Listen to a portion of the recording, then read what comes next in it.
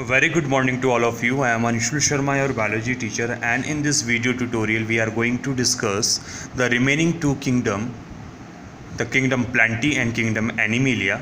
As you know, R.H. Whitaker, depending upon different criteria, the number of cell, type of cell, mode of nutrition, mode of reproduction, divides entire living or kingdom or living world into five kingdom: the Monera with unicellular prokaryotes, Protista with unicellular eukaryotes, fungi with multicellular saprophytes, and Plantae and Animalia. So in this video we are going to discuss in detail the general characteristics of kingdom Plantae and kingdom Animalia. That means kingdom Plantae में जो living organism रखे गए हैं उनके क्या character हैं और kingdom Animalia में जो ऑर्गेनिज्म रखे गए हैं उनके क्या करेक्टर हैं.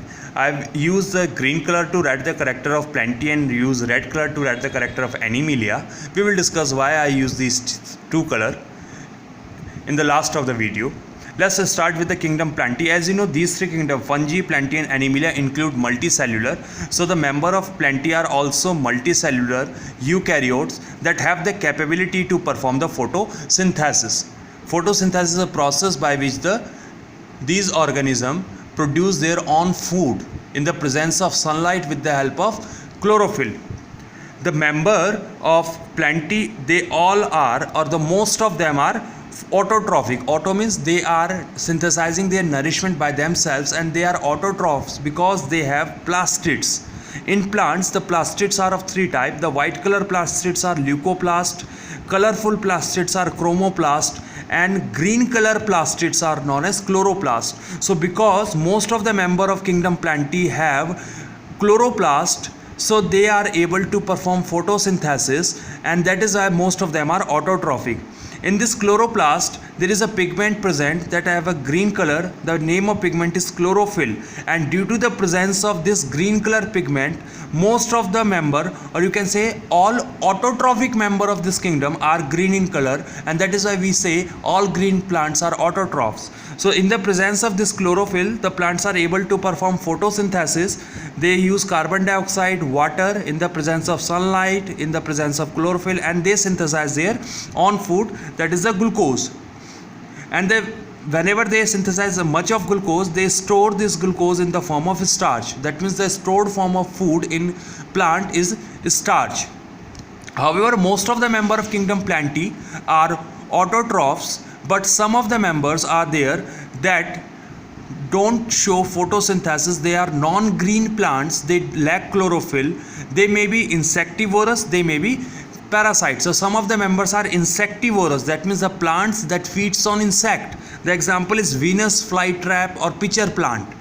And the another is the parasite. Some of the plants are there that grows on another plants or another organism. They are called parasitic plant. The example is Cuscata.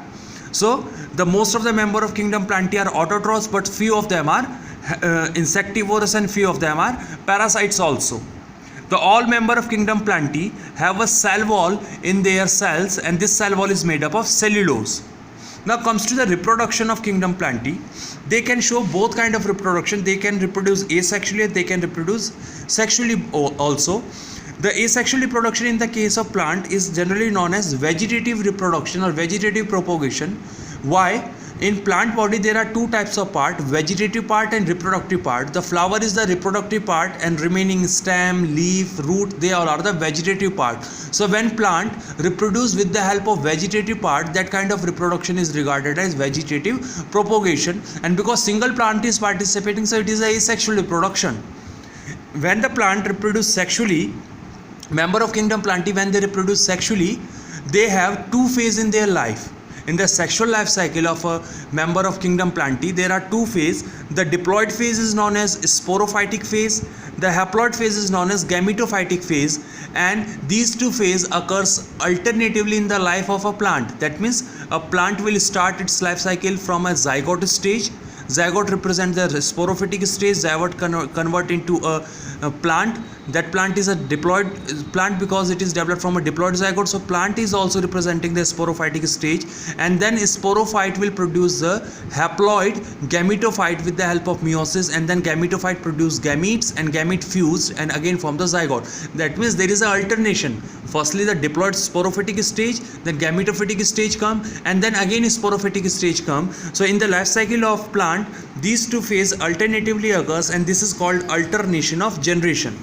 The length of sporophytic and gametophytic stage varies in different group of plant. As you know, plant include the algae, bryophytes, pteridophytes and spermatophytes. So इन चारों group में अलग अलग duration की phase होती हैं, but they are there always in the plant's life cycle. Now let's discuss the general characters of kingdom Animalia. As you know, it is again a kingdom that includes the multicellular organism, but the member of kingdom Animalia, they all are heterotrophic. That means they cannot synthesize their own food. They always depends for their food on other organism, and they directly or indirectly depends on plant for their food. They all are multicellular. They all are eukaryotes. That means well-defined nucleus is there, and they always lack a cell wall. In the case of plant, the member are having the cell wall, but in the case of animals the cell wall is absent. So this is the first kingdom that you can see that lack a cell wall. Bacteria में cell wall थी, plant में cell wall है, fungi में cell wall थी, and in some diatoms etc. so cell wall is there, but in this kingdom no any organism will have the cell wall. The mode of nutrition in the member of kingdom Animalia is holozoic. Holozoic is made up of two words. Holo means entire and zoa means animal. That means animal like nutrition. Animal कैसे acquire करते हैं nutrition? By ingestion of food. Food को खाने के through. That means all the member of kingdom Animalia will ingest the food, and then after ingestion the digestion of food will takes place inside the cavity of body. Whether it could be the cavity of its stomach in the higher organism, it could be the cavity of the body like gastrovascular cavity in the sponges, but always the digestion takes place inside the body in a cavity. That means internal digestion is there, never the external digestion is there. Whenever they get plenty of food, so they can store the food, but the stored form of food is glycogen, not the starch. In the case of plant, the stored form of food is starch, but in the case of Animalia, the stored form of food is glycogen.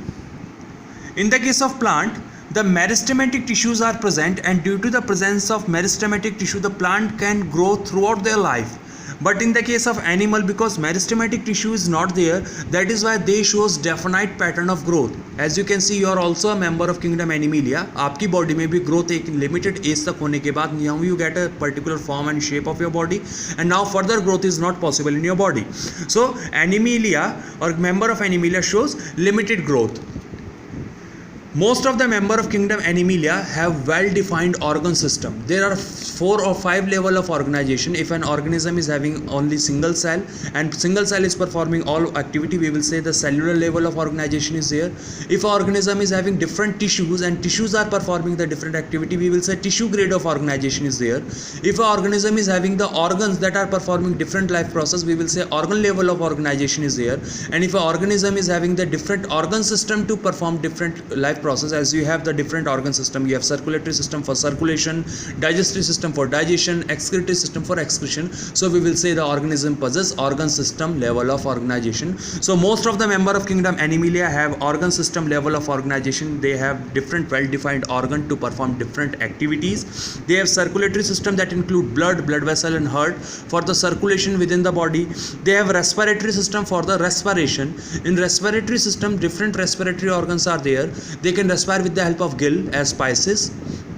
Fish respire with the help of gills. They can respire with the help of lungs, as you respire with the help of lung, and they can also respire with the help of skin. Some of the amphibians that respire with the help of skin. So respiration with the help of lung is called pulmonary respiration. Respiration with the help of gills is called bronchial respiration, and respiration with the help of your skin is called cutaneous respiration.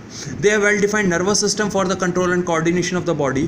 They have muscular system for the movement of the body, and member of kingdom Animalia are able to perform locomotion.